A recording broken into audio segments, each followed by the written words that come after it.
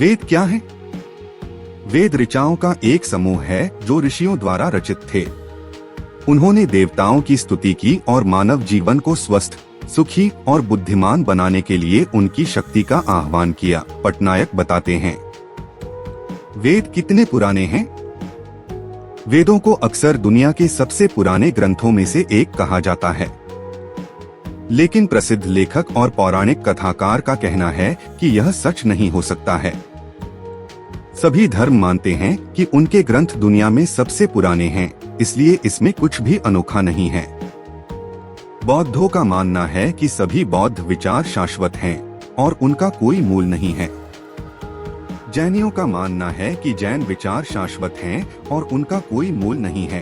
देवदत्त पटनायक कहते हैं, उसी तरह हिंदू वेदों को अपौरुषेय या किसी मानव द्वारा नहीं लिखा गया और अंतन या कालातीत मानते हैं। वे कहते हैं, वह आगे बताते हैं कि वेद कम से कम 3000 से 3500 वर्ष पुराने हैं।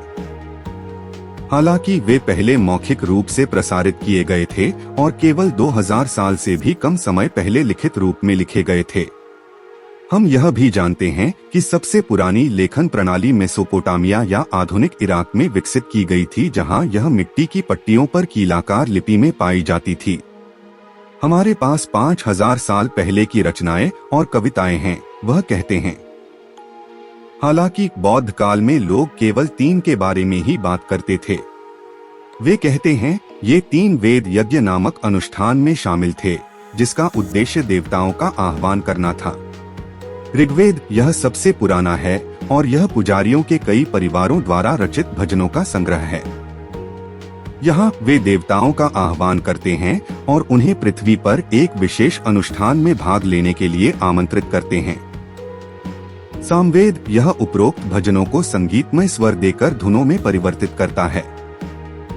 यजुर्वेद यह भजनों धुनों को यज्ञ के अनुष्ठान से जोड़ता है।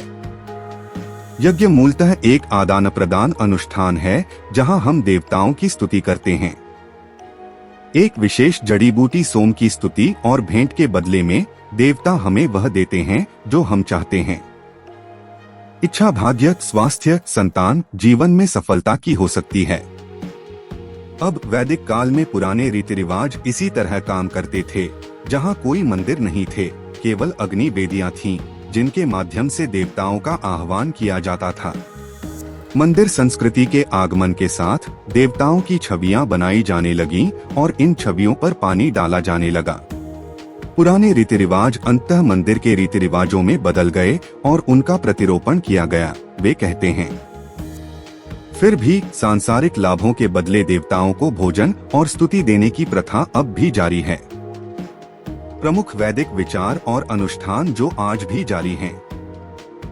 वेद कई प्रमुख दार्शनिक विचार और अवधारणाएं प्रस्तुत करते हैं, जिनमें विनिमय की अवधारणा भी शामिल है, जो भारतीय विचार के लिए अद्वितीय है। इस अवधारणा को देही मां दादामिते के रूप में परिभाषित किया गया है, जिसका अर्थ है, मैं तुम्हें जो देता हूँ वह मुझे दो। यह विचार यज्ञ अनुष्ठान की नींव है, जहाँ कोई व्यक्ति बदले में देवताओं को कुछ देता है। देवदत्त पटनायक बताते हैं कि इस तरह का विचार ईसाई धर्म और इस्लाम में मौजूद नहीं है, क्योंकि उनके पास एक सर्वशक्तिमान ईश्वर की अवधारणा है जो मनुष्यों से कुछ नहीं चाहता है।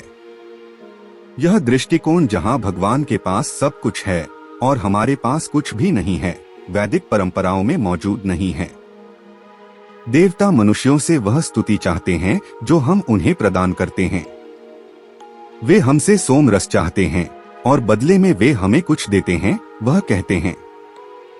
आदान प्रदान की यह रस्म वर्तमान हिंदू धर्म में भी जारी है, जहां कोई व्यक्ति मंदिर में देवताओं के लिए नैवेद्य या प्रसाद चढ़ाता है और बदले में प्रसाद प्राप्त करता है।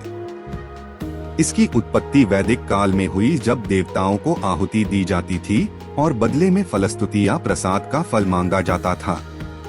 वैदिक अनुष्ठानों को सार्वजनिक अनुष्ठान या श्रौत अनुष्ठान, घरेलू अनुष्ठान या गृह अनुष्ठान और पारित होने के संस्कार या धर्म सूत्र अनुष्ठान में विभाजित किया गया था। कई पुराने सार्वजनिक अनुष्ठान और घरेलू अनुष्ठान बदल गए हैं। अब सार्वजनिक अनुष्ठान मंदिर अनुष्ठान बन गए हैं, और घरेलू अनुष्ठान घर के अंदर आयोजित मंदिर अनुष्ठान बन गए हैं। लेकिन विवाह और अंतिम संस्कार जैसे अनुष्ठान वैदिक काल से ही जारी हैं, आज भी, पटनायक बताते हैं। दक्षिण एशिया के लिए अद्वितीय एक और प्रमुख अवधारणा पुनर्जन्म की है, जो लगभग 2500 साल पहले उपनिषदों के समय आई और वैदिक विचार का हिस्सा बन गई। वेदों के बारे में भ्रांतियां। ज्यादातर लोगों के लिए वेद प्राचीन काल से संबंधित एक विचार है। अधिकांश लोग वेदों को वेदांत दर्शन या उपनिषदों के साथ भ्रमित करते हैं, देवदत्त पटनायक कहते हैं। उन्होंने आगे कहा, कुछ लोग इसे पुराणों या यहाँ तक कि महाकाव्यों रामायण और महाभारत या शास्त्रों के साथ भी भ्रमित करते हैं। इससे पता चलता है कि हम में से अधिकांश को इस बात की ऐतिहासिक समझ नहीं है कि वेद क्या हैं, वे क्या हैं या उनकी रचना कब और कहाँ हुई थी। ये विचार लोगों के दिमाग में बहुत स्पष्ट नहीं हैं। सभी लोगों को किसी बहुत प्राचीन चीज की अस्पष्ट समझ है। अधिक सनातन इतिहास वीडियो के लिए सनातन संस्कार की सदस्यता लें।